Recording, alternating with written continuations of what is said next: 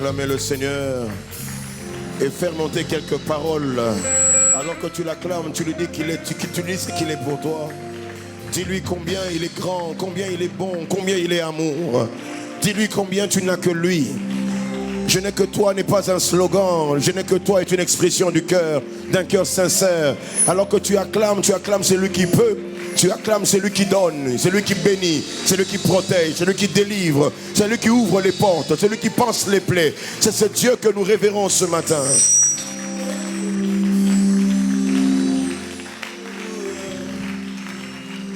Nos mains sont levées, nous voulons t'élever, t'adorer et te célébrer, Adonai. Nos mains sont levées, nous voulons t'élever, t'adorer, et te célébrer, Adonai. Encore une fois, nos mains sont levées. Nos mains sont levées, nous voulons t'élever, t'adorer.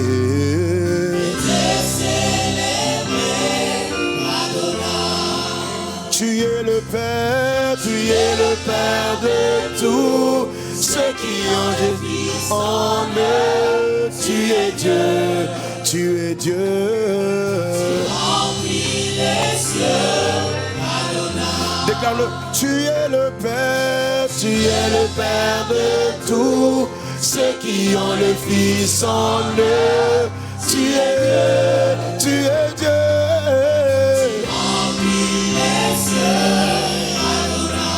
Encore une fois, tu es le Père. Tu es le Père de tous ceux qui ont le Fils en eux. Tu es Dieu. C'est toi qui es Dieu. Tu remplis les cieux, Adonai. Reçois l'adoration. Tu es le roi. Notre victoire, digne du Seigneur. Oh, reçois l'adoration. Tu es le roi, tu es notre victoire.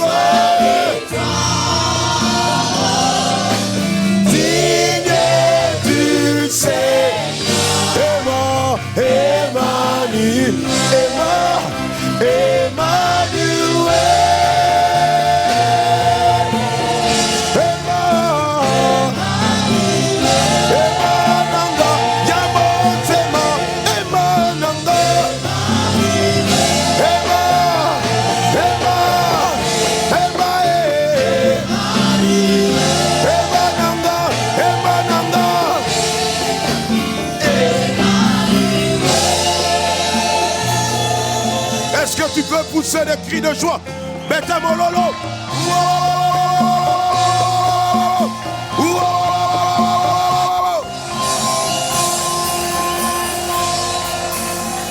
Emananga, Emani. Ouais. Alléluia. Alléluia. Nous t'aimons notre Dieu. Quelqu'un peut dire avec moi ceci? Emananga. Nanyango nakokanisa na yo nalikolo pawana se pona kati ya motema nanga zambo ya ndimako komipesa mobima okozo ya oza nyonso motu ya nanga.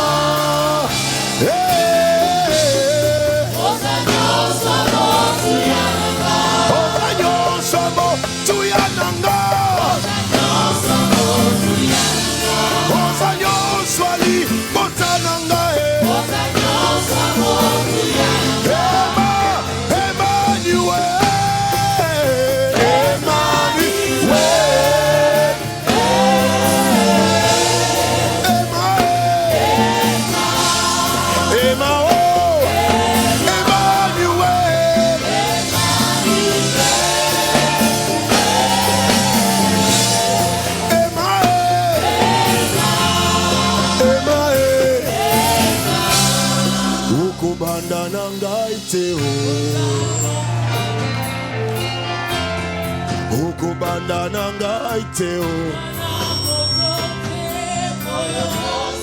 Okobanda nanga iteo. Okobanda nanga iteo.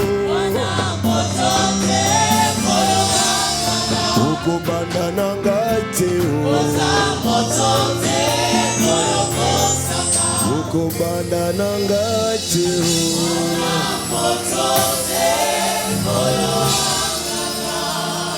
Seigneur, tu es digne de nos acclamations. Tu mérites nos acclamations, roi de roi. Dieu des cieux, est-ce que tu peux exagérer avec tes acclamations? Est-ce que ça peut monter? Monte-le. Fais monter cela en l'honneur de notre Dieu. Alléluia. Alléluia.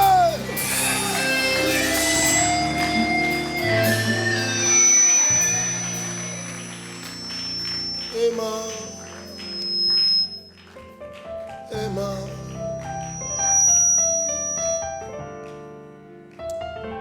Tu n'es pas un homme pour mentir. Nous avons raison de te faire confiance. Nous avons raison de dire que nous n'avons que toi. J'ai lu ma Bible de Genèse à Apocalypse et j'ai trouvé une phrase que David a dit. David a dit, j'étais jeune et j'ai vieilli. J'ai une expérience dans la vie, David dit. J'ai été une fois jeune, je suis parvenu à la vieillesse, mais il y a une chose que je n'ai jamais vue. Le juste être abandonné, ni sa postérité mendiant son pain. Ce soir, j'aimerais te dire, dans les cieux, il y a un Dieu qui est incapable d'abandonner. Il est incapable d'oublier. J'aimerais te dire que ton cas est dans la maternité de Dieu. Il y a une solution qui va être enfantée. Celui qui croit en cela, donne-moi un amen bien. Et tu acclames le Seigneur, acclame-le, acclame-le. Merci à la chorale, que Dieu vous bénisse.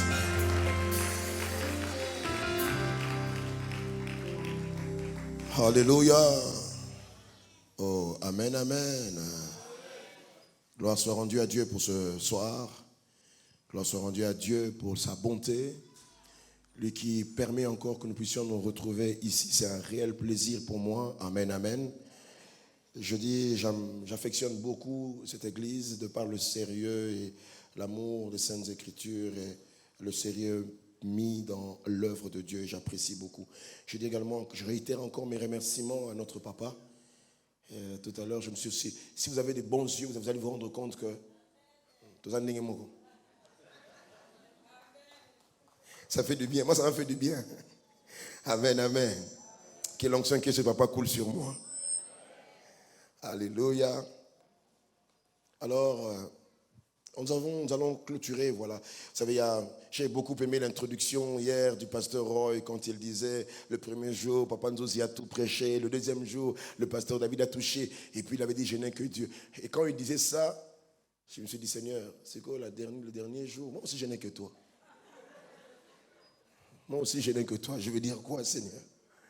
Des fois, des thèmes comme ceci, vous avez l'impression qu'on a finalement touché à presque tout, jusqu'à ce que le Seigneur dépose dans ton cœur quelque chose, une lumière qui va nous accompagner, avec laquelle nous allons prier ce soir. Amen.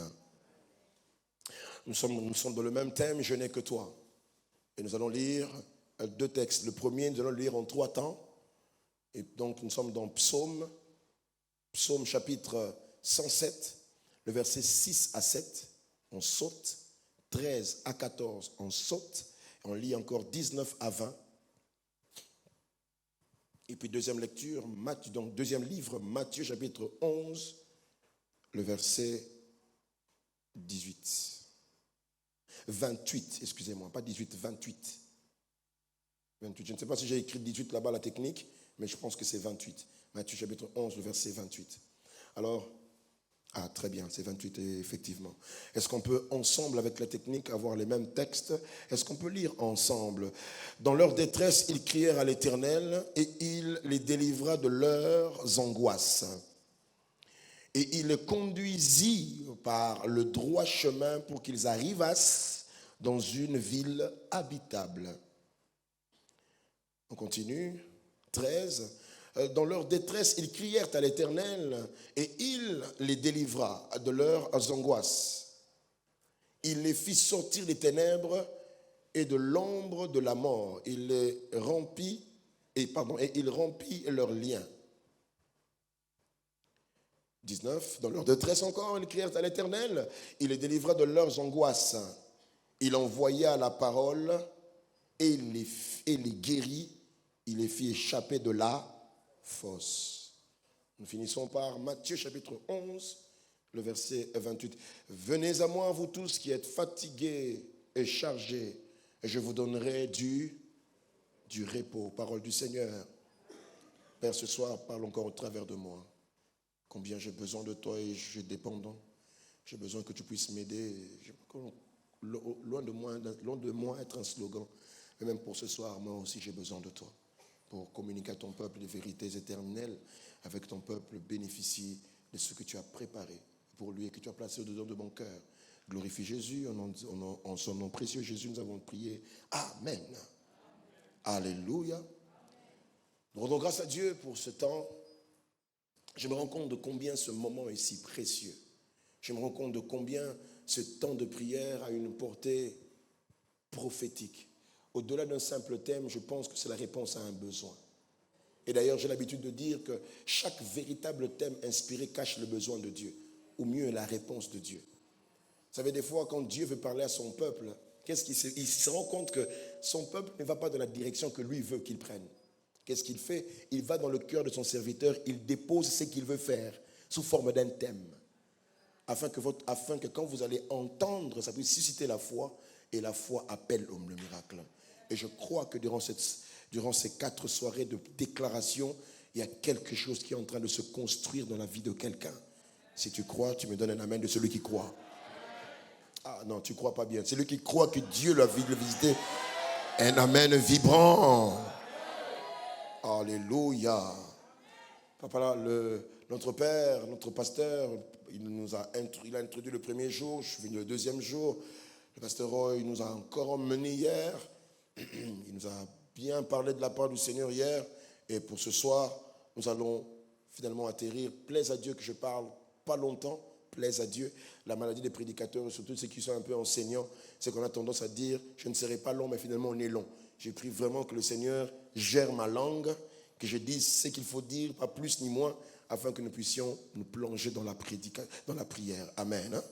Papa nous a annoncé hier que ce soir, nous allons passer le temps de la prière. Je prie que le Saint-Esprit m'aide afin que nous puissions y arriver. Alors, nous avons lu notre texte de base pour ce soir, bien sûr, dans le livre de Psaume, chapitre 107, et nous avons lu 3 sections. Et vous savez, en lisant ce texte, 2 choses ont attiré mon attention.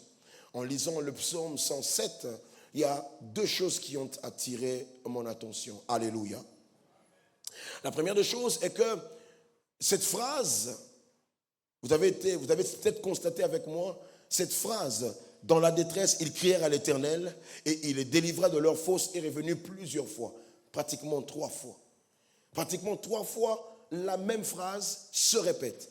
Le Seigneur répète cette phrase, le psalmiste raconte cette scène au moins 3 fois. 3 fois dans leur fosse, dans leur détresse, ils crièrent à l'Éternel et il les délivra de leurs angoisses. Amen. Ça, c'est le premier constat. On voit ça au verset 6, au verset 13 et au verset 19. Ces phrases sont répétées 3 fois.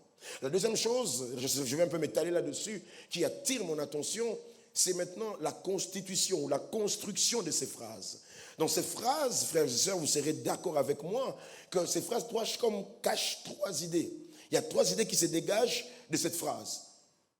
Dans leur détresse, ils crièrent à l'Éternel et il les délivra de leur fosse. Quelles sont donc ces 3 idées qui se dégagent de cette phrase? Premièrement, dans leur détresse. Première idée, dans leur détresse. Ça, c'est la première chose qui, moi, a attiré mon attention en analysant, en étudiant cette phrase. Alléluia. Dans leur détresse, première chose. Deuxième chose qui m'intéresse, c'est qu'ils crièrent à l'Éternel. C'est la deuxième idée qui sort, qui me frappe. Ils crièrent donc, 1, dans leur détresse. 2, ils crièrent à l'Éternel. Et puis 3, c'est il les délivra de leurs angoisses. Alors on va essayer rapidement d'étudier un peu ces trois idées, et puis après je toucherai au deuxième texte de Matthieu chapitre 11, le verset 28. La première des choses qu'on voit ici, c'est dans leur détresse. La détresse, c'est quoi? Je crois que tout le monde, que ce soit moi, que ce soit le pasteur Roy, Papa Ndouzi, le premier jour, tous avons finalement pratiquement brossé ou touché à ces réalités. Mais permettez-moi de revenir encore, peut-être pour ceux qui prennent note d'écrire. La détresse, je vous donne 2 définitions. Premièrement, la détresse est définie comme un sentiment d'abandon, un sentiment de solitude, un sentiment d'impuissance que l'on éprouve dans une situation difficile. Alléluia. La détresse, c'est d'abord premièrement un sentiment. Un sentiment d'abandon. Vous vous sentez abandonné à vous-même. 2, de solitude. Vous vous retrouvez seul face à vous-même, dépourvu de moyens pour résoudre un problème. 3, un sentiment d'impuissance. J'ai envie, vous savez, ça vous arrive. Hein. Moi, je partageais avec mon frère et ami que je n'ai même pas présenté, peut-être on le fera à la fin, le pasteur Landry. Aujourd'hui, vous savez, il y a ma fille ce matin. Ma femme me dit, elle a encore fait une petite crise. Il arrive de temps en temps, elle a du mal à respirer. Vous savez, vous êtes là, tu regardes ta fille, tu te sens impuissant. Quand elle respire, tu as mal, tu te dis, Seigneur, tu vas te dire, Seigneur, si j'étais toi, je réagis. Ça me rappelle un jeune, on raconte l'histoire d'un jeune homme. Il va en prière, il va dans Zamba, vie nyongi tellement.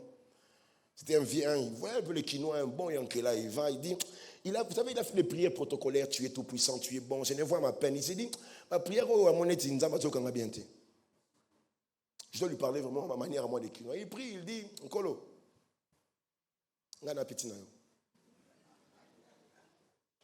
il raisonne un peu, Dieu dit, Nkolo, ce qui ngana salaka yo salaka nga. Mais ngana sunga okala.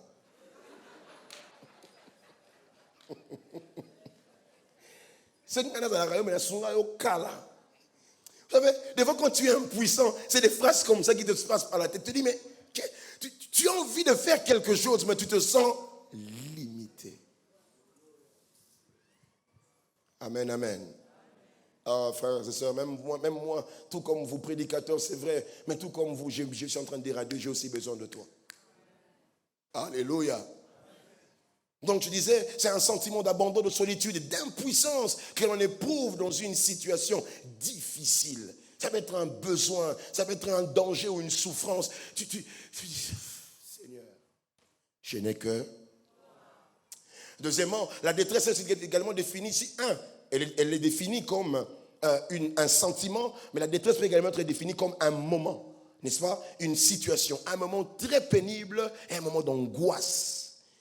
On est mal à l'aise, on est perturbé au-dedans de nous-mêmes.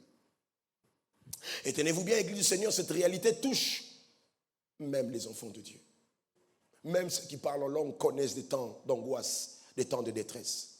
Je voudrais te dire, la présence de l'Esprit en toi ne t'épargne pas des angoisses. Tu peux parler en langue, tu peux faire marcher les paralytiques, mais connaître des angoisses. C'est le quotidien même des enfants de Dieu. La Bible dit dans Psaume chapitre 34, le verset 20, le malheur atteint souvent. Il est juste, mais le malheur est arrivé quand même. Mais ce que j'aime, la Bible dit, mais l'Éternel l'en délivre toujours. Je suis venu dire à quelqu'un ce soir, le malheur peut avoir frappé à ta porte, mais ce que je sais, l'Éternel viendra toujours. Dis avec moi, toujours. Ce n'est pas de temps en temps, ce n'est pas que rarement il viendra. Quand le malheur viendra, rassure-toi d'une chose, l'intervention de Dieu ne manquera pas. Alléluia. Et la détresse, frères et sœurs, est généralement la conséquence de 3 choses. Je dis bien généralement, la conséquence de 3 choses. 3 choses causent ou déclenchent la détresse. Premièrement, l'homme lui-même, l'homme, nous, vous et moi. L'homme peut lui-même être l'auteur de la détresse qui le frappe. Quand je parle de l'homme, je parle de quoi? Je parle de nos choix. Nos choix, des fois, écoutez-moi, je crois l'avoir dit, je ne sais pas si je l'ai dit ici ou ailleurs. Frères et sœurs, ne l'oubliez jamais. Vous êtes, ce que vous vivez est la conséquence de vos choix d'hier. Et ce que vous vivrez demain sera la conséquence de vos choix d'aujourd'hui. Certaines détresses, ce n'est pas causé par quelqu'un d'autre, c'est vous-même, par une voie que vous avez choisie, une décision que vous avez eu à prendre. Vous avez levé une option qui a apporté le désastre, la destruction. À cause d'une faute, un péché quelconque peut emmener la détresse, la désolation dans vos vies. Il y a plusieurs personnes qui pleurent, non pas parce qu'il y a quelqu'un d'autre qui a mal agi, mais c'est lui-même. Il s'en veut de ce qu'il a eu à commettre comme action. Seigneur, si j'en suis là, c'est à cause de moi-même. J'ai perdu mon travail à cause de moi-même. J'ai perdu l'argent à cause de moi-même. J'ai perdu tel avantage à cause de moi-même. À cause de mes choix, de mes désirs, des envies, des passions de ma chair qui ont fait en sorte que je perde quelque chose. Aujourd'hui, je me retrouve dans la détresse à cause de moi-même. Que Dieu te préserve de toi-même. Combien de fois on pense bien faire alors que ce que nous faisons est mal. Que Dieu te préserve de toi-même.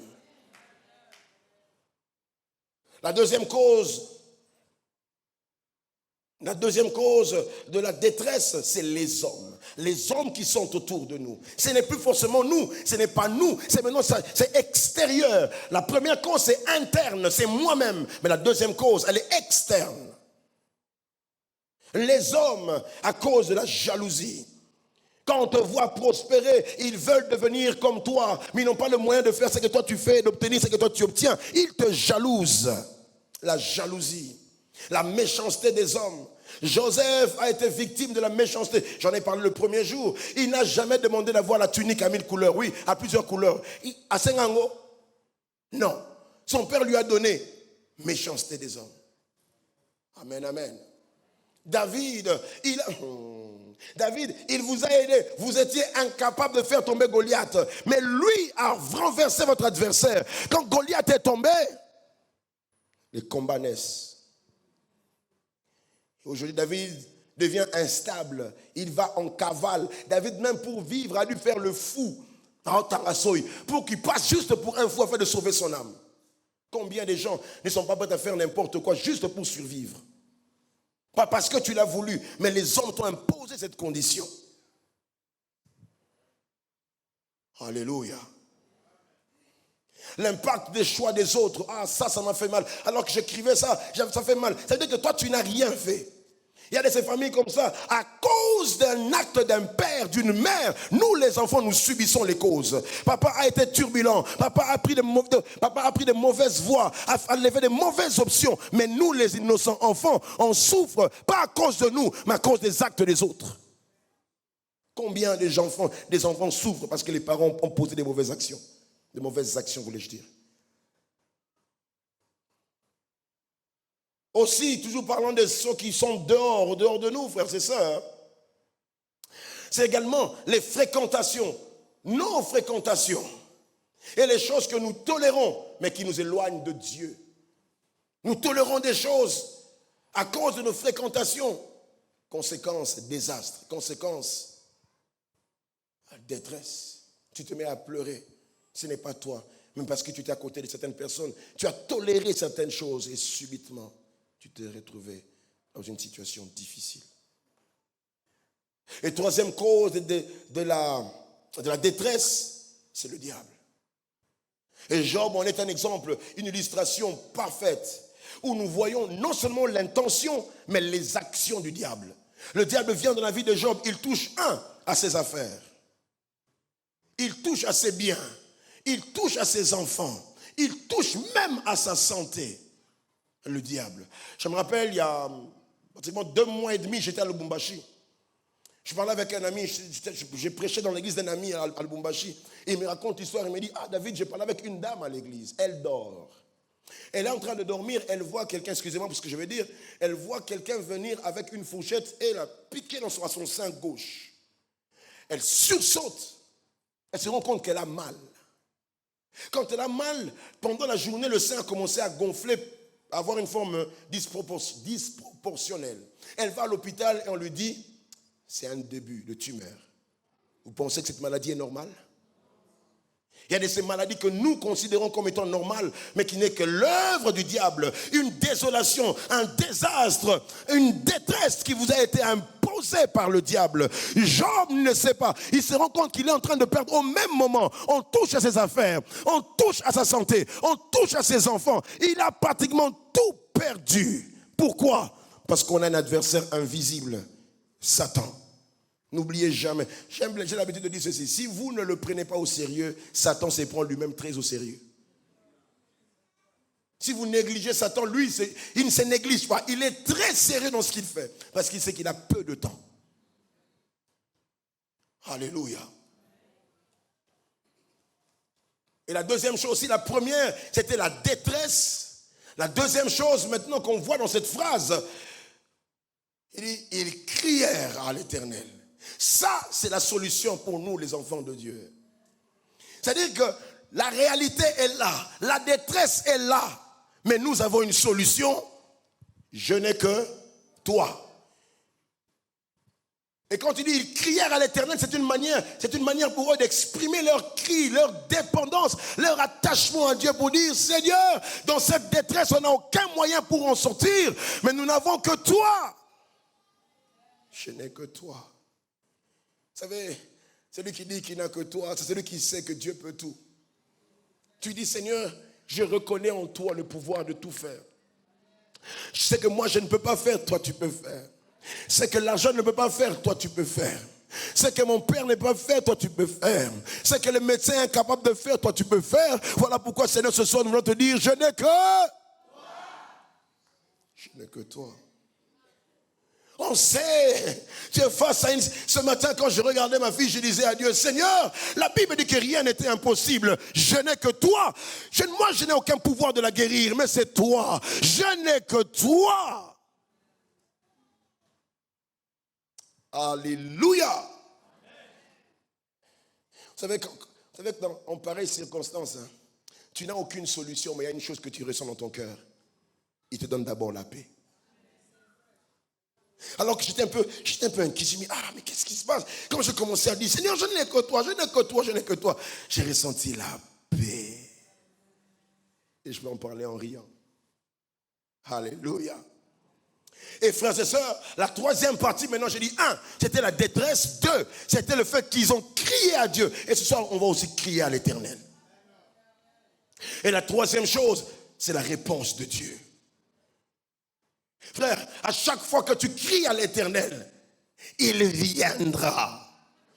3 fois de suite, ils disent, 3 fois de suite, il dit, et il les délivra de leurs angoisses. J'aimerais dire à quelqu'un, il n'y a aucune angoisse ne restera angoisse dans ta vie. Aucun problème ne restera sans solution dans ta vie. Je ne sais pas à qui je parle, mais je déclare sur la vie de quelqu'un, aucun problème ne restera problème. Un problème est problème, parce qu'à côté de lui, il y a une solution. Alléluia. Il les délivra de leur angoisse. La délivrance, le secours ou l'intervention de Dieu est la réponse au cri « Je n'ai que toi ». Et durant ces 4 jours, si tu as crié à Dieu « Je n'ai que toi », rassure-toi, il te délivrera de tes angoisses. Dans Psaume, on l'avait lu le premier jour que moi j'ai intervenu. Psaume chapitre 42, le verset 46, le verset 2. La Bible dit, Dieu est pour nous un refuge et un appui. Un secours qui ne manque. Dis avec moi. Un secours qui ne manque jamais dans la détresse. Je déclare encore ce soir, dans ta détresse, dans ton angoisse, dans ta peine, il y a un secours qui ne manquera jamais. Dans Psaume 34, est-ce que la technique peut me donner ce texte? Psaume 34, le verset 18 à 19. On peut commencer un peu plus haut? Un peu plus haut. S'il vous plaît. 18. Amen. Alors moi, je l'ai devant moi.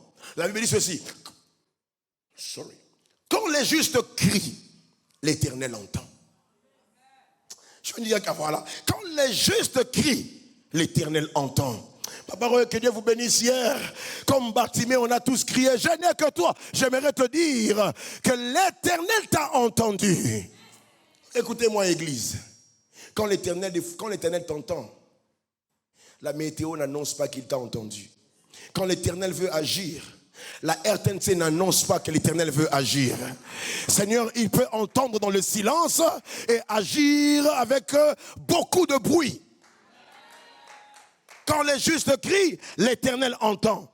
Et il les délivre de toute leur détresse. Quelqu'un sera délivré de sa détresse. Amen, amen, amen. L'Éternel est près de ceux qui ont le cœur brisé. Et sauve ceux qui ont l'esprit dans l'abattement. L'Éternel est près. Il n'est pas loin de toi. C'est peut-être dur. Tu es en train de pleurer. Non, comprendre. Mais en fait, frères et sœurs, c'est que tu ne sais pas. Tu n'as pas besoin de l'appeler pour qu'il vienne. Quand il sait que tu es dans la détresse, il est lui-même là à tes côtés. Je ne sais pas si c'est ici que je l'avais raconté cette histoire. On raconte l'histoire d'un homme qui passe par des temps très difficiles. Des moments difficiles. Alors il fait un songe.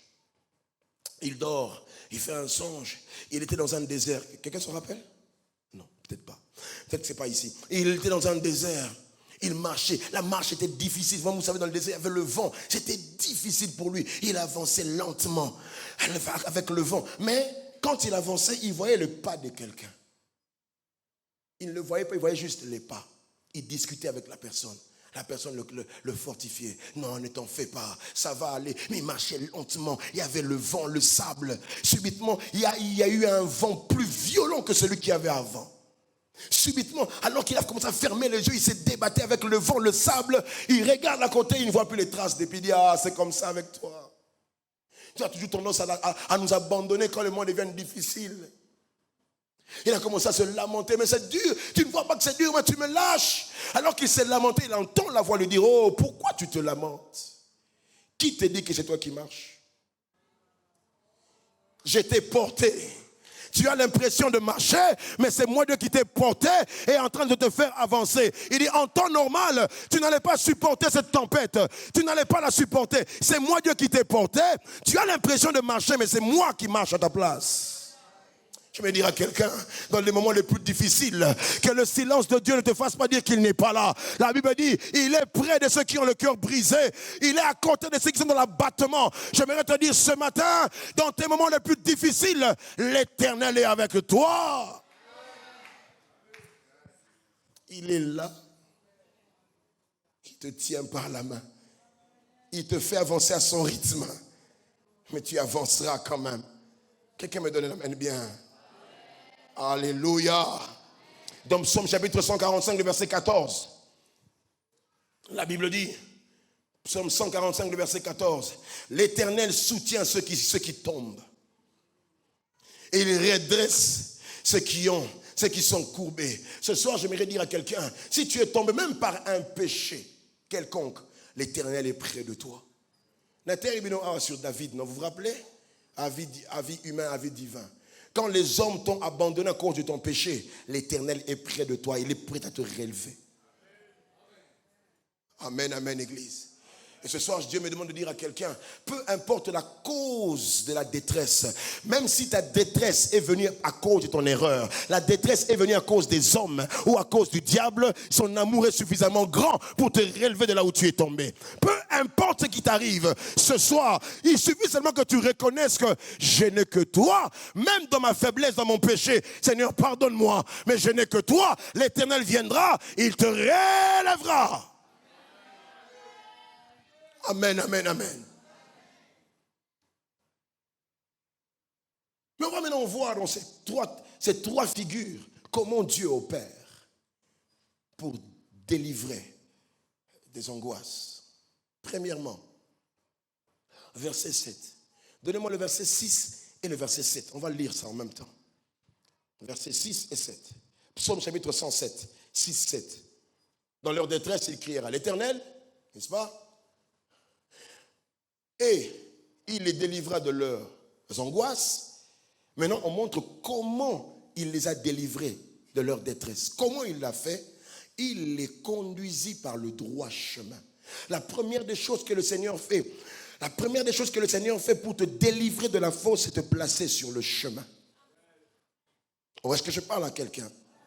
Écoutez-moi mes frères et sœurs, comme j'ai dit, il y a certaines détresses qui viennent par le fait qu'on a emprunté un mauvais chemin, on s'est perdu, on s'est égaré par la voie du péché, tu t'es embrouillé, la détresse est arrivée. Mais pour que Dieu te sorte des moments difficiles, il te place simplement sur le chemin.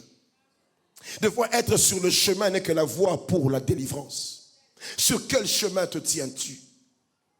Et ce soir, je crois que le Seigneur vient te donner, il te donnera la direction.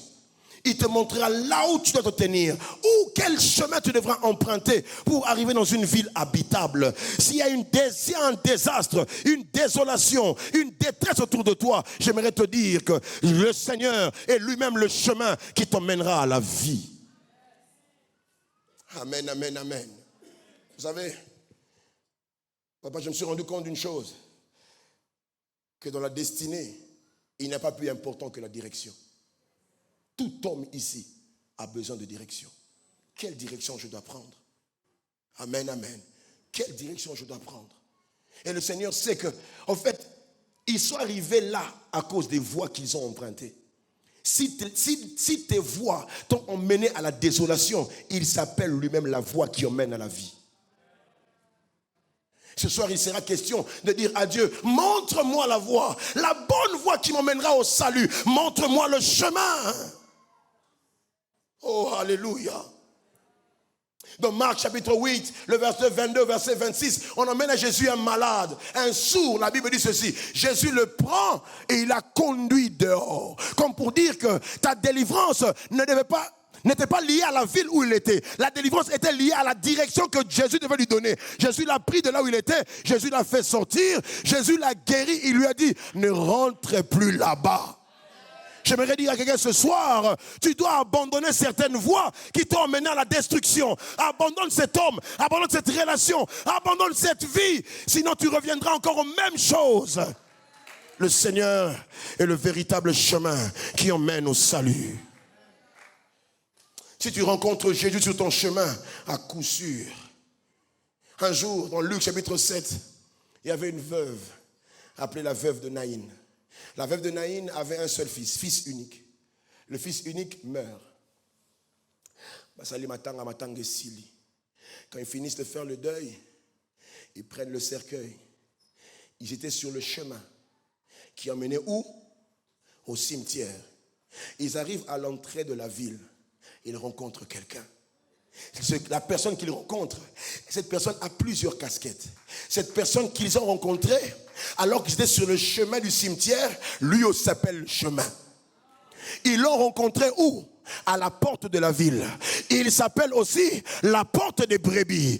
Personne ne peut aller au Père s'il ne passe par lui.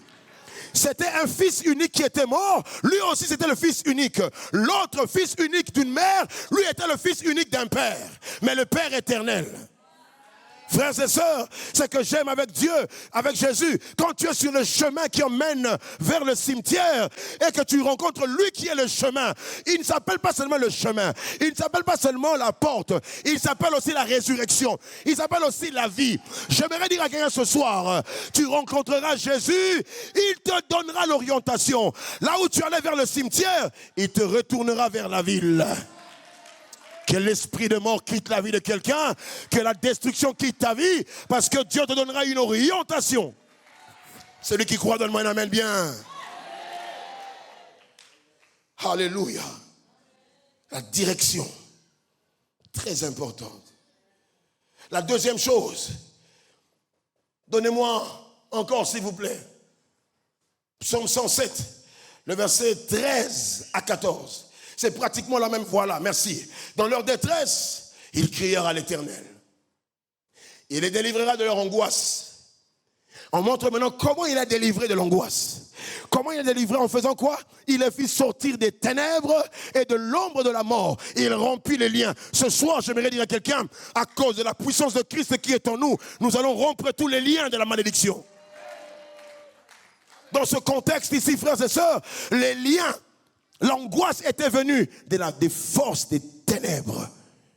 La Bible dit, les ténèbres ne régneront pas toujours.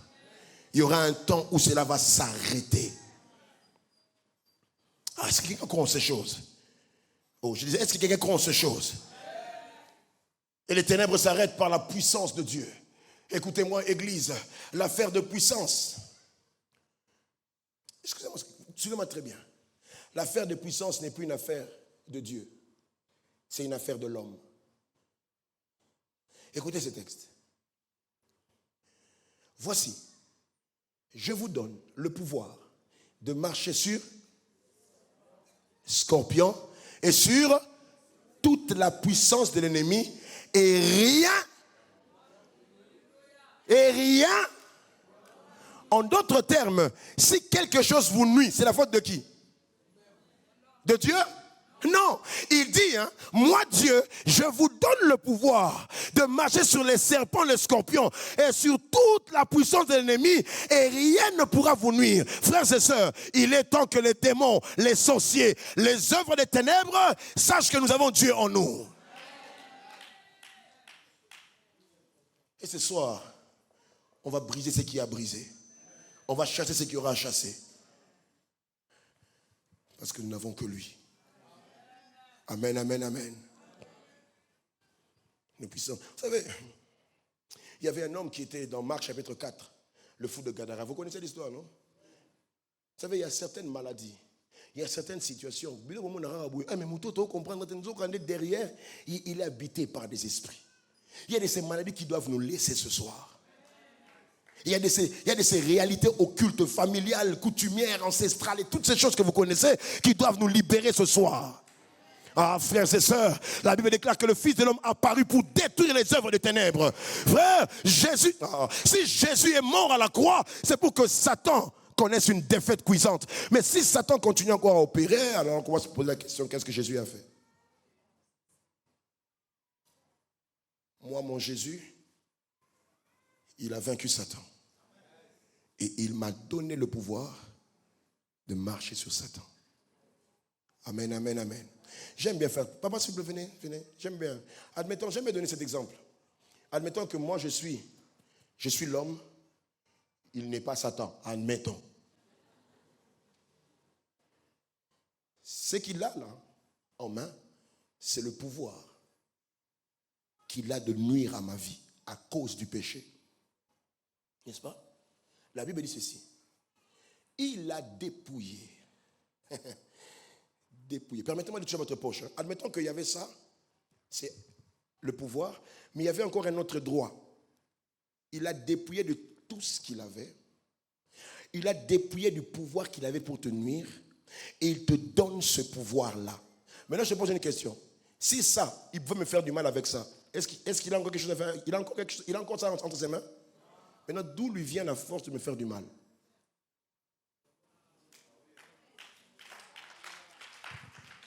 Que Dieu vous bénisse.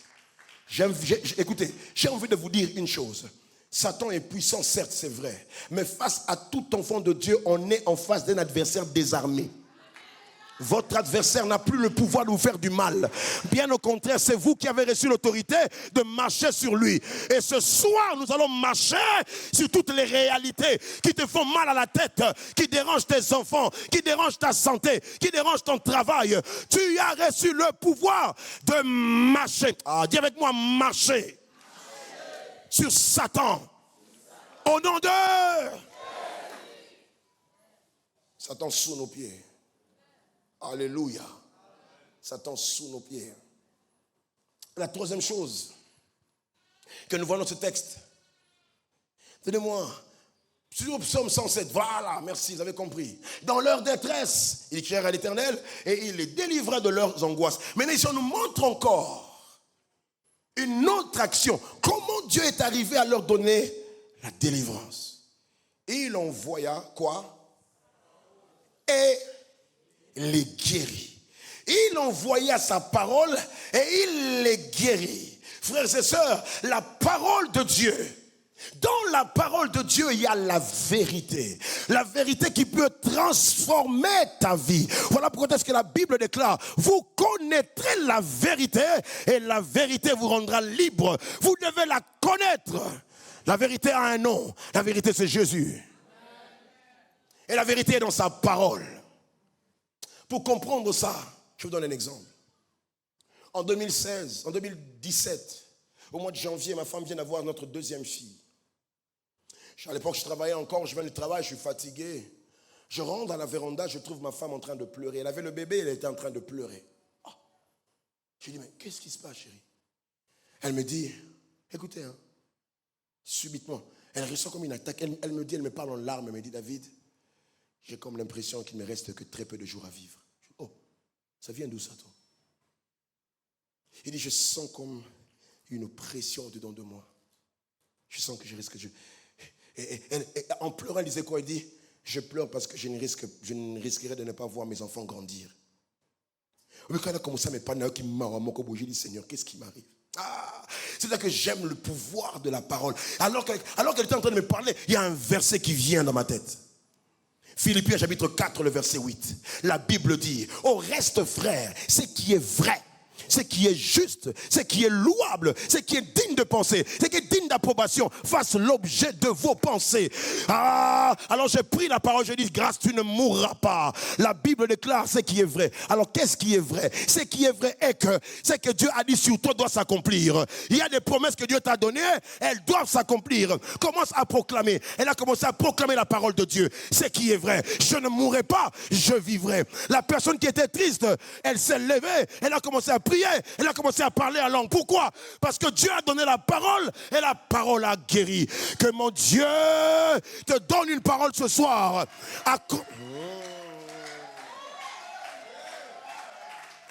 Mon frère, ma soeur, ce n'est pas en vain que Dieu vous annonce ce qu'il va faire. Dieu, écoutez-moi, Dieu, sans vous dire ce qu'il va faire, il peut le faire. Mais pourquoi il vous dit qu'il va faire? Écoutez, Jérémie chapitre 29, le verset 11.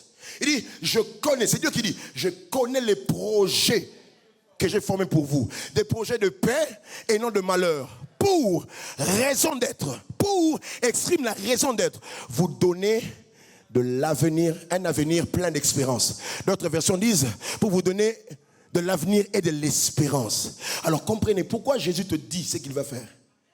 C'est pour tenir ta foi en éveil. C'est pour que dans les moments difficiles, que tu puisses proclamer ce qu'il t'a dit. Parce que ce qu'il lui dit, c'est ça la vérité. Je ne mourrai pas, je vivrai. Il m'avait dit que je serais tel, j'irai à tel endroit. Je ne mourrai pas. Un jour, Papa Nzouzi, Paul est dans la barque, dans Acte, je pense, 27. La barque est en train de tanguer. Ils ne savent pas, est-ce que tu es dans un lobby? Est-ce que tu as pendant la nuit, un ange de l'Éternel lui est apparu. L'ange lui dit, Paul, ne t'inquiète pas, tu ne mourras pas. Tu dois arriver à Rome, tu dois aller annoncer l'évangile. L'homme qui avait peur, on le voit le lendemain sortir, tranquille, le bas qu'on a poche. Oh, Paul, courage où tu es, putain. Et dans une toute, j'ai entendu Dieu me parler. La parole a donné vie à mon corps. La parole m'a fortifié. La parole m'a relevé. Je déclare sur la vie de quelqu'un, ce que l'Éternel avait annoncé sur toi, c'est ce qui s'accomplira. Regardez, la Bible dit ceci. Que ce qui est vrai. Donnez-moi ce texte, la technique, s'il vous plaît. Philippiens chapitre 4, le verset 8, et on ira jusqu'au verset 9. Que ce qui est vrai. Au reste, frère. On peut avoir le texte, s'il vous plaît? Philippiens chapitre 4, le verset 8 à 9. Voilà. Au reste, frère, que tout ce qui est vrai, tout ce qui est honorable, tout ce qui est juste, tout ce qui est pur, tout ce qui est aimable, tout ce qui mérite l'approbation, ce qui est vertueux et digne de louange, soit l'objet de vos armes tes pensées de ce que Dieu t'a dit. Est-ce que je parle à quelqu'un? Arme tes pensées de ce que Dieu t'a dit. J'aimerais dire à quelqu'un, avant qu'on ait au verset 9, arrête de nourrir tes soucis, mais nourris ta foi. Je peux répéter cette phrase. Arrête de nourrir tes soucis, mais nourris ta foi avec ce que Dieu dit de toi. Ce qu'il a dit, c'est ce que je deviendrai. Verset 9. Et qu'est-ce qui arrive maintenant? Non. Philippiens chapitre 4, le verset 8. On va maintenant 9, oui. C'est quelle version ça? Est-ce que vous avez appris, reçu, entendu de moi? C'est que vous avez vu, pratiquez-le, et le Dieu de paix sera avec vous. D'autres versions disent ceci. Ce qui est juste, fasse l'objet de vos pensées. Et la paix qui surpasse toute intelligence gardera quoi? Vos pensées en Jésus-Christ. Vous savez, hein, quand vous avez des problèmes, vos pensées sont agitées. Mais la première chose que Dieu veut faire, quand il veut agir dans ta vie, merci bien. Merci bien, ouais. Et la paix qui surpasse toute intelligence, voilà. Quand vous êtes agité, quand vous êtes dans les angoisses, vous êtes agité. Vos pensées ne sont pas en un seul endroit. Mais quand la paix de Jésus vient, elle vous garde attaché à Christ. Et vous avez Christ comme objectif. Même quand ça souffle à gauche, ça souffle à droite, vous vous dites, c'est que Dieu a dit, c'est qui s'accomplira. Je veux dire à quelqu'un ce soir encore, c'est que l'Éternel a dit, c'est ce qui s'accomplira. Alors je serre ta parole dans mon cœur. Je la proclamerai matin et soir. Voilà pourquoi est-ce que la Bible déclare que ce livre de la loi ne s'éloigne pas de ta bouche. Médite-le jour et nuit. Proclame cette parole. Mon frère, ma soeur, qu'est-ce que Dieu t'a dit? Qu'est-ce que Dieu t'a dit? Moi, je sais ce qu'il m'a dit. Je m'accroche à ce que Dieu m'a dit. Alléluia. Alors on va finir maintenant dans Matthieu chapitre 11, verset 28. C'est par là qu'on va terminer, on va prendre un temps de prière. Jésus dans Matthieu, ça, c'est toujours dans la réponse de Dieu à « je n'ai que toi ». Une autre réponse, on la trouve dans ce texte. Quand tu dis à Dieu « je n'ai que toi », il te lance une invitation.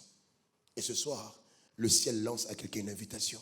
Il dit « venez à moi, vous tous qui êtes fatigués et chargés, j'ai quelque chose pour vous.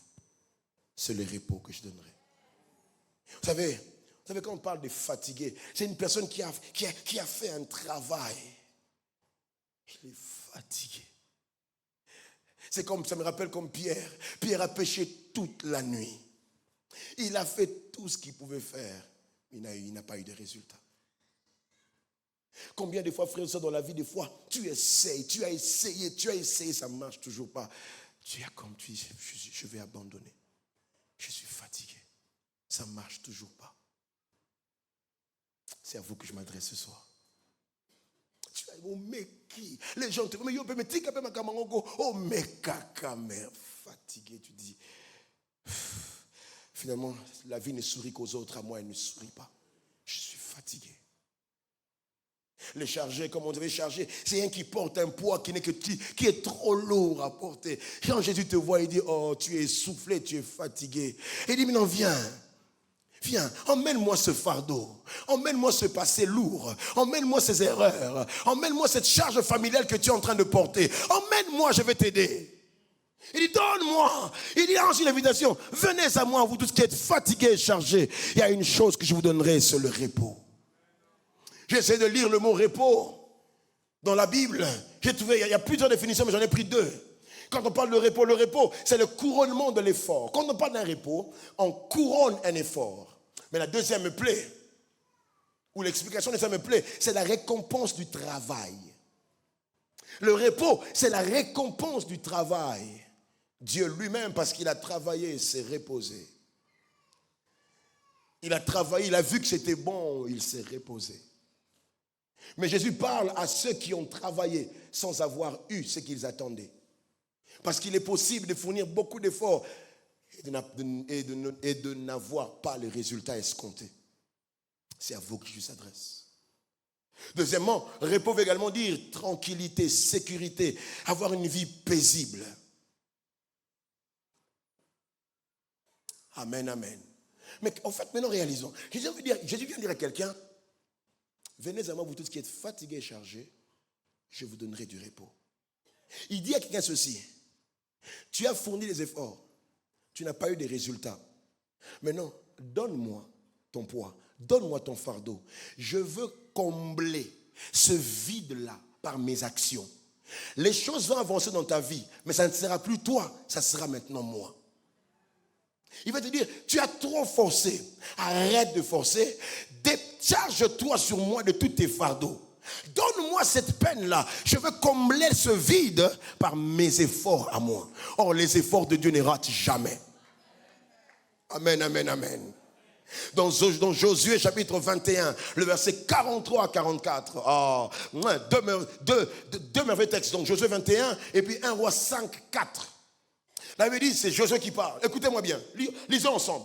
C'est ainsi que l'Éternel donna à Israël tous les pays qu'il avait juré de donner à leur père. Je m'arrête d'abord là. Nous sommes dans 4 soirées de déclaration. Je lève ma main droite et je déclare que tout ce que l'Éternel t'avait promis, que tu puisses l'avoir, l'acquérir au nom de Jésus. Ça ne dépendra pas de tes efforts, mais ça dépendra de sa bonté à lui. Que la bonté de Dieu fasse entrer dans ta vie. C'est que tes efforts ne t'ont pas donné. Donne-moi un amen bien. Ils ont pris possession. Tu posséderas ce que l'Éternel t'a donné. Tu posséderas la richesse. Tu posséderas l'élévation. Tu posséderas la bonne santé. Tu entreras dans ta délivrance. Au nom de... Et il s'y établit. Que mon Dieu t'établisse là où on ne t'attendait pas. Là où il y avait conflit, là où les gens ne t'attendaient pas, que mon Dieu t'impose. Que Dieu te faufile, qu'il te place. Afreno espace batu bakolo banayo awa espace ya okote zate wana bina moto balobi que mon Dieu pousse à gauche, pousse à droite et qui te place là. Alléluia. Verset 44 maintenant. Yoka, Jésus qui parle. L'Éternel leur accorda du repos tout alentour, comme il avait juré à leur père. Aucun de leurs ennemis ne put leur résister. Et l'Éternel les livra entre leurs mains. Je déclare ce soir au nom de Jésus que mon Dieu te donne un repos à gauche. Il te donne le repos à droite, devant et derrière. Aucun de tes ennemis ne résistera au devant de toi. Aucun ennemi ne résistera au devant de toi. Il les déposera entre tes mains. La beauté, ça veut dire quoi, pasteur Landry? Ça veut dire quand il dit repos de tous côtés. Ça veut dire que vous faites ce que vous avez à faire. La sécurité, je m'en occupe. La santé, je m'en occupe. Les finances, je m'en occupe. Tout ce qui est à vous, il s'en occupe. Amen. Donnez-moi maintenant le dernier texte dont j'ai parlé. 1 Roi chapitre 5, verset 4. C'est Salomon qui est en train de parler. Salomon est en train de parler. Il dit, maintenant l'Éternel mon Dieu m'a donné du repos de toutes parts. Plus d'adversaires, plus de calamités. Je déclare au nom de Jésus, puisque toi tu dis que tu n'as que Dieu, alors que tu viens vers lui, tu lui donnes toutes tes peines, tu lui donnes tous tes fardeaux, que mon Dieu te donne la santé, que mon Dieu te donne les finances, que mon Dieu te donne la vitesse, qu'il te donne le repos dans tes relations, qu'il te donne le repos dans les finances. Est-ce que je suis en train de prophétiser sur la vie de quelqu'un, que dans tous les côtés, de tous côtés de ta vie, que Dieu te donne du repos au nom de... Est-ce que là où tu es, tu peux un peu acclamer le Seigneur?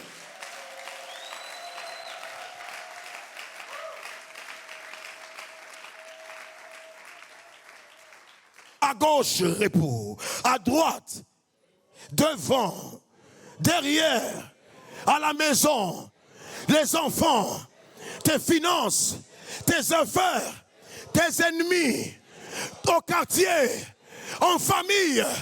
Que Dieu te donne le repos au nom de Jésus. Tu n'auras plus à te battre. C'est lui qui se battra pour toi. Il a dit à Josaphat, ce combat n'est pas le tien. Ce combat sera le mien. Que tes ennemis deviennent les ennemis de Dieu. Que tes défis deviennent le défi de Dieu. Que cette maladie-là soit traitée par ton Dieu. Que ces enfants qui te font mal à la tête soient gérés par Dieu. Que ton mari que tu n'arrives plus à maîtriser soit maîtrisé par Dieu. Que mon Dieu te donne le repos. À midi, repos. Le soir, repos. En dormant, repos, en tout instant repos. Ça, c'est la part de ceux qui n'ont que lui comme Dieu. Et ce soir, nous allons prier. Est-ce que là où tu es, tu peux te lever? Commence d'abord un peu. Acclame encore Jésus, acclame-le encore s'il te plaît. Ta manière d'acclamer m'étonne. Ta manière d'acclamer m'étonne. Je pense que tu peux faire mieux que ça. C'est lui qui croit en un repos ce soir. Acclame le Seigneur. Je parle des choses que le monde ne peut te donner. Je parle des choses que ton papa ne veut pas te donner. Non, Je parle des choses que ton travail ne peut pas te donner. Je parle des choses que l'intelligence humaine ne peut pas t'accorder. Je parle des choses que seul le bon berger peut te donner. David a dit, l'Éternel est mon berger, je ne manquerai de rien. Il me fait reposer dans les verts pâturages. Il me conduit près des eaux paisibles. Quand je traverse la vallée de l'ombre de la mort, je ne crains aucun mal, car je sais qu'il est avec moi. Alléluia. Et nous allons prier maintenant. Nous allons prier maintenant. Dans leur détresse. En fait, ce texte ne parle pas nous raconte des faits passés. Dans leur détresse, ils crièrent. Ce n'est pas ils crieront. Non. C'est une histoire passée. Or, la Bible dit ceci. Ces choses leur étaient arrivées pour nous servir des... Elles étaient écrites pour notre... Cela veut dire quoi? Ce que Dieu avait fait, il peut encore le faire ce soir. Il y a des gens qui avaient crié à l'Éternel. L'Éternel avait répondu. Et ce soir, on va prier dans ces 3 directions. La première direction, s'il vous plaît, prenez ça au sérieux. Tu vas prier pour toi-même. Tu vas dire à Dieu, préserve-moi de mes choix. Préserve-moi de mes mauvaises décisions. Préserve-moi, préserve mes pas. Écoutez, la Bible dit dans Jérémie, ce n'est pas l'homme qui marche de diriger ses pas. Ce n'est pas parce que tu es intelligent que tu dois diriger tes pas. Ce n'est pas parce que tu sais réfléchir que tu dois diriger tes pas. Tes pas doivent être dirigés par celui qui connaît ta destinée. Ta destinée a été tracée avant toi. Tu vas dire à Dieu, préserve-moi de moi-même. Je refuse que mes pas m'amènent dans la chute. Je refuse de prendre de mauvaises décisions. Éloigne-moi des mauvaises personnes. Seigneur, brise-moi, préserve-moi de moi-même. Est-ce que tu peux lever ta voix?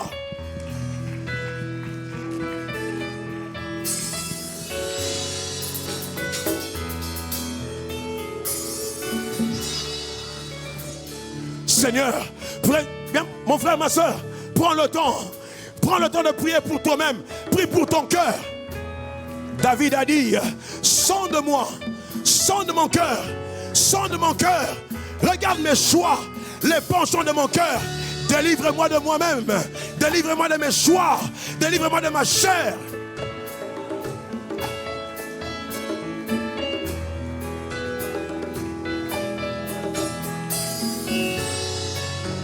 Délivre-moi de moi-même. Délivre-moi de moi-même. Délivre-moi de mes choix. Délivre-moi de mes décisions. Délivre-moi de ma chair, de mes envies, Seigneur. Je refuse que le péché me disqualifie.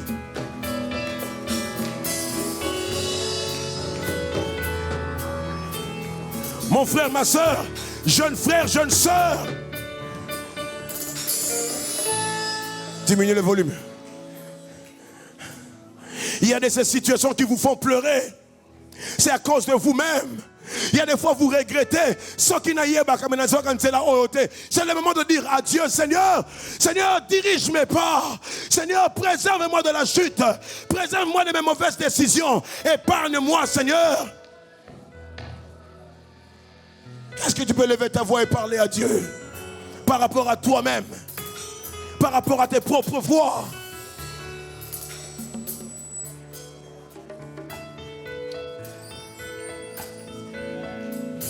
J'attends que tu lèves ta voix et que tu pries bien. Prie bien. Ce sujet est tellement important. Ce sujet est tellement important. Il y a des mauvaises choses qui peuvent arriver. Si dit Seigneur, dans la camarade dit oh Nzambe, préserve-moi de lui.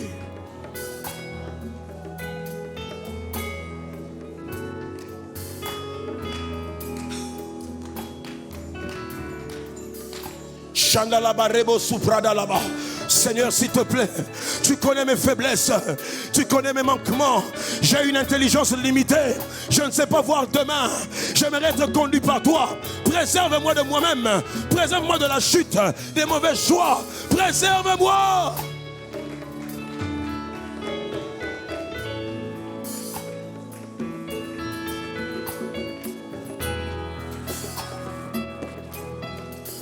Préserve-moi.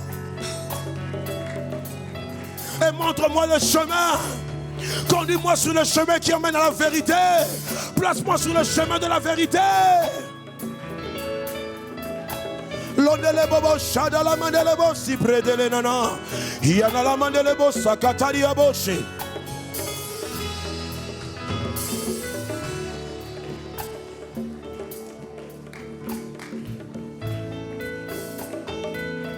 Seigneur, s'il faut que tu me brises, brise-moi. Tu connais mes motivations, brise-moi. Tu connais mes pensées, brise-moi. Change mes motivations, Seigneur. Change mes envies, Seigneur. Préserve-moi de mes passions, de mes envies et les désirs de ma chair. Préserve-moi de moi-même.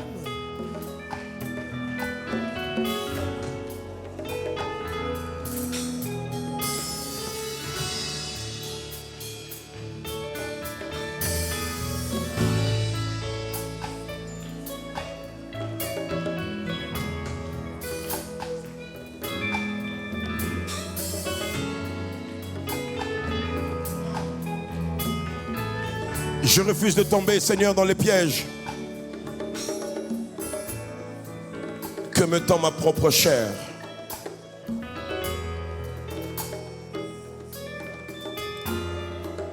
Deuxièmement, Église, écoutez-moi. La deuxième chose qui a été faite dans leur détresse quand ils ont crié à l'Éternel et qu'il les a délivrés de leurs angoisses, le Seigneur les a délivrés de la puissance des ténèbres et des liens qui les retenaient. Ce soir, Église, nous avons le pouvoir. Écoute, j'aimerais que tu pries différemment. Est-ce que je dois même dire prier? Non, j'aimerais que tu prennes autorité. Le seul langage que le diable comprend, c'est le langage de la violence. Satan, quand il a commencé à tenter Jésus, il est écrit, il est écrit. Ils allaient dire, il est écrit, après il est écrit. Satan a arrêté de parler à Jésus que quand il lui a parlé avec autorité. Quand Jésus a repoussé Satan, Satan est parti. Et j'aimerais te dire que tu as en toi ce soir un pouvoir. Tu as un pouvoir. On va faire ça comme je le sens. Écoutez, suivez-moi bien. Quand on parle de pouvoir, on a tous appris, je pense même au niveau de l'école primaire. Moi, je l'ai appris à l'école primaire. En matière de pouvoir, il y a combien de types de pouvoirs? 3 pouvoirs. Pouvoir exécutif, pouvoir judiciaire. Il y a 3 types de pouvoirs. Croyez-moi que Christ nous a également donné. Le pouvoir judiciaire, c'est le pouvoir qui condamne. La Bible dit, toute langue qui se lèvera contre vous, vous la condamnerez. La Bible, Dieu n'a pas dit je condamnerai, il dit vous la condamnerez. Parce qu'il vous a donné le pouvoir de condamner. Le pouvoir législatif, c'est le pouvoir qui écrit les lois. Ça écrit, ça abroge les lois. Comme pour dire, ça annule des lois, ça écrit de nouvelles lois. Or, ce pouvoir-là, il nous l'a donné. La Bible dit, tout ce que vous lierez sur la terre sera lié. Nous avons le pouvoir exécutif.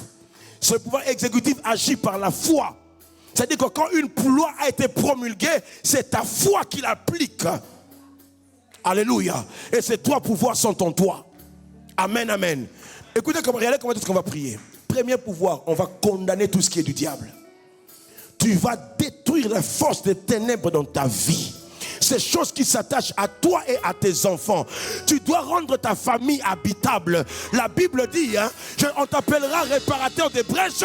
C'est toi qui rendras le pays habitable. Tu vas rendre ta famille habitable, ta maison habitable. Et est-ce que tu peux te lever? Commence à détruire le plan du diable. Beta mabo kobondela. Beta mabo kobondela.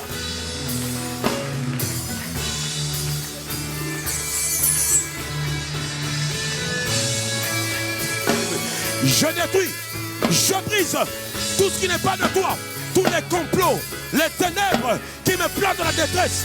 Au nom de Jésus, Sabayabalo.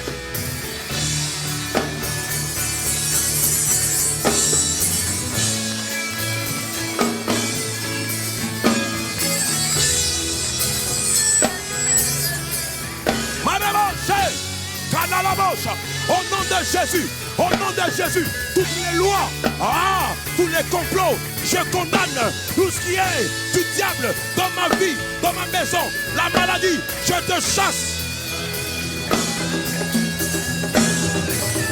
a dit sors de ma maison. Sors de ma maison. L'homme anda konangai. L'homme anda konangai. L'homme bima. Bima kende. Sors. Sors. Je prise. Au nom de Jésus. Au nom de Jésus. Au nom de Jésus. Je renverse cette prise. Je renverse cette prise. Je renverse cette prise. Je renverse cette prise.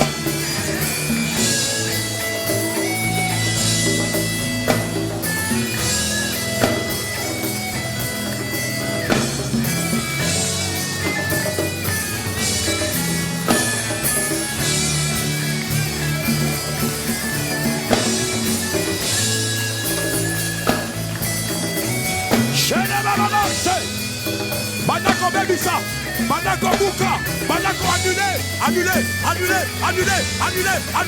j'annule, je brise, je détruis tout ce qui n'est pas de toi.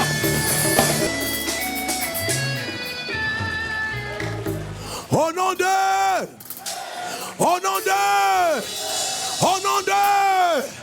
acclame la main pour le Seigneur, acclame pour le Seigneur.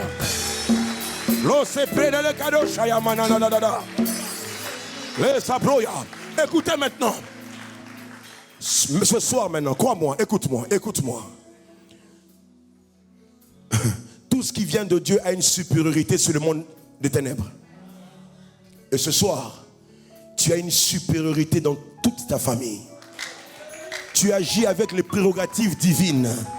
Tu agis comme un chef de famille. J'aimerais dire à un enfant ce soir, à partir de ta prière, la vie de ton père peut changer. À partir de toi, la vie de ta mère peut changer. Tes sœurs peuvent changer par la prière de maintenant. Écoutez maintenant.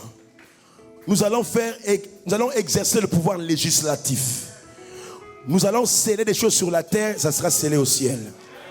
Écoutez-moi, il y a des lois qu'on va annuler. Oyebi libota na ko lekanga nga libota na yebi yango ti mais ba réalité libota na yo yebi yango ozo kene ko annuler ozo tanga yango biso to balaka te to tanga te to botanga te to ça ozo ani malade o ba tumsu ba kufa na H moko boy tu vas annuler les lois. Amen, amen. Les lois de je ne sais pas moi quoi. Les lois parce que je me rappelle de chez nous par exemple, il y a une loi qui réclame quand je regarde mes frères et sœurs. Je vois comme une forme, surtout les hommes. La polygamie s'attache. Quand tu regardes, tu dis, mais c'est tout le monde qui est polygame. Qu'est-ce qui se passe? Tu vas annuler cette loi. Et tu vas écrire une nouvelle loi. Écoutez-moi. On va le faire en même temps. Tu vas annuler, tu vas réécrire une nouvelle loi. On aura à peu près 5 minutes pour ça. Mais tu vas prier après moi. Je vais le faire en lingala. Lève ta main droite.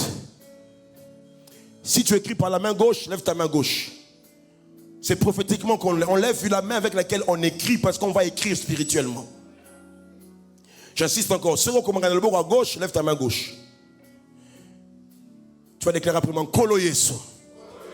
Lelo. Lobite. Nazokoma.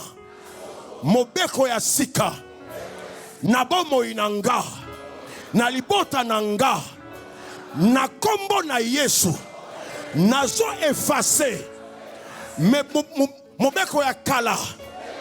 Oye banaki ko condamner vinanga. Nalibota nanga. Na kombo na Yesu. Nazo koma. Constitution ya sika. Na kombo na Yesu. Bandako koma. Bandako beta mboko commence. Parle. J'annule. Dans la vie de tous mes frères, la polygamie, l'adultère, j'annule cela. Les maladies dans ma famille, j'annule.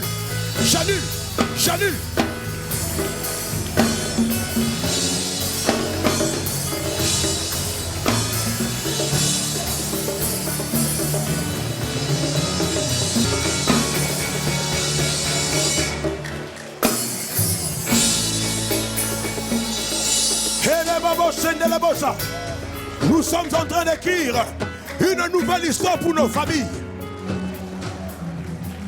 Je rends le pays habitable. Je rends ma famille habitable. À cause de moi, ma famille va changer. À cause de moi, mes enfants seront heureux. À cause de moi, ma famille sera heureuse. Mes frères et sœurs se marieront. Ils vont travailler. Ils vivront en paix. À cause de moi, on m'appellera réparateur de brèches. Sorera mandele boshaya. Sendele bobo si prakata la doche.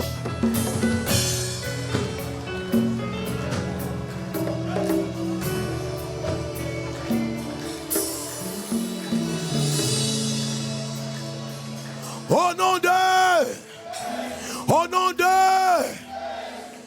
Rabba Chandalaba Cité. Est-ce qu'un parlementaire céleste peut acclamer Dieu pour la loi qui vient, qui entre?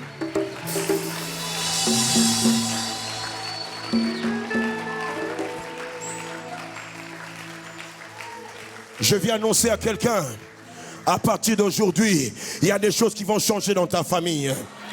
Ah, les gens dans ta famille seront heureux à cause de toi. La prière de ce soir va porter des fruits, dis Amen. La prière de ce soir va changer les destinées, dis Amen. La loi que tu viens de promulguer va changer ta famille, va toucher tes enfants. Et même après toi, les gens vivront heureux à cause de toi. Acclame le Seigneur.